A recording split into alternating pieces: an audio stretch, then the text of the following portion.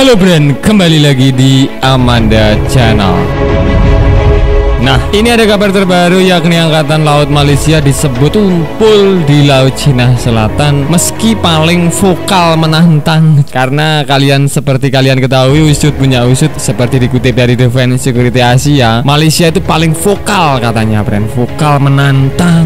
Tapi usut punya usut tidak disesuaikan dengan kekuatan angkatan lautnya. Beda dengan Singapura, beda dengan Indonesia. Kalau angkatan laut Singapura, angkatan Indonesia itu meskipun menantang tapi ada isinya. Seperti itu loh, Brand. Maaf ini, maaf. Nah, Malaysia, Indonesia, Singapura, dan sejumlah negara ASEAN lainnya menghadapi ketegangan atau tekanan Cina di Laut Cina Selatan. Tiongkok secara semena-mena mengklaim wilayah LCS sebagai bagian dari wilayahnya berdasarkan Nendes Land yang ditentang oleh Malaysia, Indonesia, dan banyak negara ASEAN lainnya, Brand. Bukan tanpa sebab usut punya usut klaim Tiongkok terhadap Nendes Land yang mencakup Laut Cina Selatan jelas-jelas tumpang tindih dengan hukum internasional yang semena-mena yang dianut oleh banyak negara ASEAN termasuk Indonesia dan Malaysia. Usut punya usut, Indonesia sendiri akhir-akhir ini juga lagi meradang ataupun ya sedikit kecewa lah dengan pernyataan Dong Feng yang mengatakan berminyaknya berhentilah, suruh tutup lah, dikirim apalah, dikirim rudal, maaf, drone bawah laut lah, apa-apalah, apa tank mengambang, nggak tahu lah, itulah Cina atau ulah siapa, Brand, masih dalam investigasi.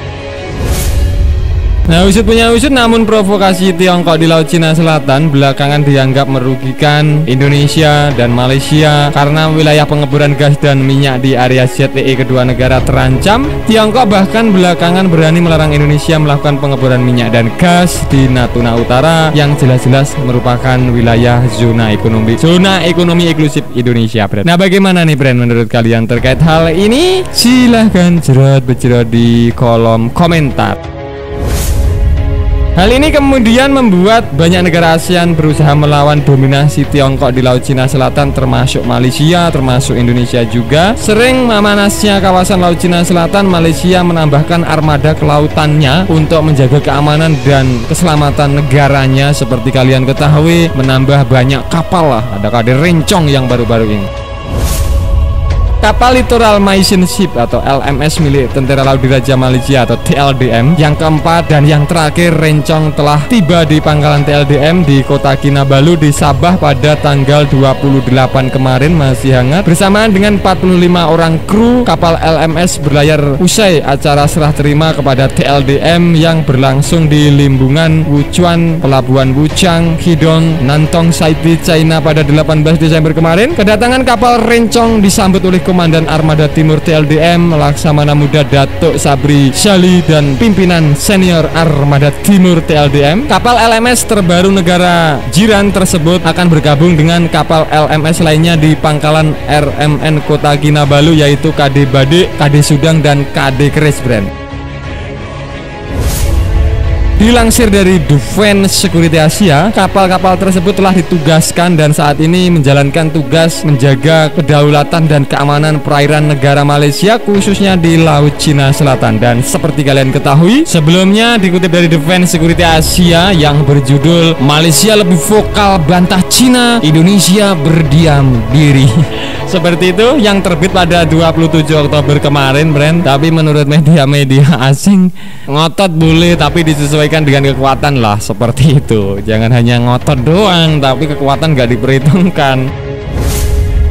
Sebuah organisasi non-pemerintah yang berbasis di Washington yang dikenal sebagai Asia Maritime Transparency Initiative atau AMTI mengatakan Malaysia ini sekarang lebih vokal dan menyuarakan penentangan terhadap intrusi kapal dan pesawat Cina jika sewaktu-waktu menerobos. Katanya lebih vokal yang mengambil daripada mengambil pendekatan diam seperti Indonesia, tulis Defense Security Asia dalam beritanya. Benar saja sikap vokal Malaysia ditunjukkan pada bulan Mei, di mana Malaysia langsung memanggil Duta Besar China usai radar Angkatan Udara Malaysia menangkap pesawat Cina di dekat Lukonia Shoals yang dikelola Malaysia, daerah penangkapan ikan yang kaya di Laut Cina Selatan yang disengketakan antara Cina dan Malaysia, Brand. Wow, seperti itu dipanggil kedutaannya. Tapi ini kemarin yang sempat mengejar adalah Angkatan Udara Malaysia, bukan TLDM. Yang dimaksud dalam artikel ini adalah TLDM-nya harus menyesuaikan, seperti itulah, Brand. Nah, dikutip dari Defense Security Asia, sayangnya meskipun angkatan darat dan angkatan udaranya terbilang cukup kuat untuk saat ini, namun tak demikian dengan angkatan lautnya. Angkatan laut negeri jiran disebut tumpul gitu loh, Bren. Kasihan tumpul.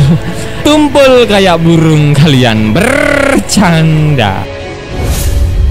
Tentara Laut Diraja Malaysia berada di garda terdepan dalam konflik di Laut Cina Selatan, sebutnya dalam protesnya terdepan, protes gitu. Vokal lah, brand pokoknya vokal, dikit-dikit vokal katanya seperti itu. Tapi untuk tugas berat tersebut, Tentara Laut Diraja Malaysia cuma diperkuat dengan 2 kapal frigat kelas Likyu dan 2 kapal selam kelas Skorpen dan 6 kapal patroli kelas Kedah buatan Jerman dengan teknologi terbaru tapi dengan persenjataan minim, tulis Deutsche Welle dalam artikelnya. Jadi hanya diperkuat berapa ini? 10 brand. Jadi menentang menggunakan 10 kapal. Tapi kalau Indonesia bisa kalian lihat sendiri, banyak. Ada di Corvette, ada frigate, banyaklah brand seperti itu.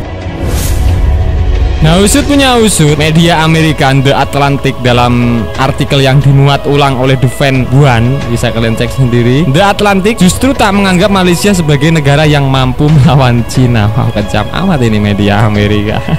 Defense One menyebut kebangkitan Cina sudah diantisipasi oleh sejumlah negara termasuk Indonesia. Yang disebutkan 2 negara yang mampu melawan Cina ASEAN itu ada Indonesia, Vietnam, dan Filipina, brand. Hanya itu kategori yang disebutkan oleh The Atlantic medianya Amerika Serikat. Nah, kenapa kok Vietnam? Vietnam menimbun rudal bergerak. Katanya The Atlantic ada kapal selam, jet tempur yang mumpuni, dan kapal angkatan laut yang dapat membuat operasi dalam jarak 200 mil dari pantainya. Sangat sulit bagi pasukan Cina untuk menaklukkan Vietnam.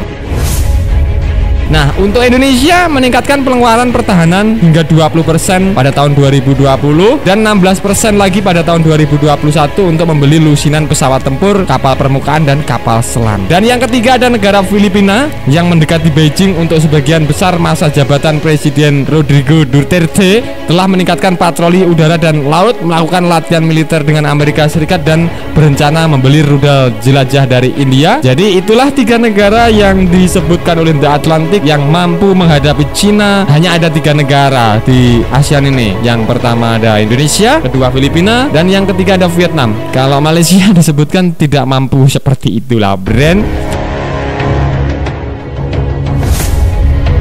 Nah, brand itu tadi pembahasan admin seputar usut punya usut. Malaysia disebutkan hanya vokal-vokalnya saja, tapi tidak ya sebanding dengan kekuatan yang ada. Nah, bagaimana nih menurut kalian terkait hal ini? Silakan berjerot di kolom komentar. Nah, brand, oke, sekian dulu video dari Amanda Channel. Jangan lupa like, share, komen, dan subscribe agar channel ini semakin berkembang dan tentunya bisa bermanfaat bagi kalian semua. Nantikan video menarik dari kami lainnya. Terima kasih, see you next time, bye.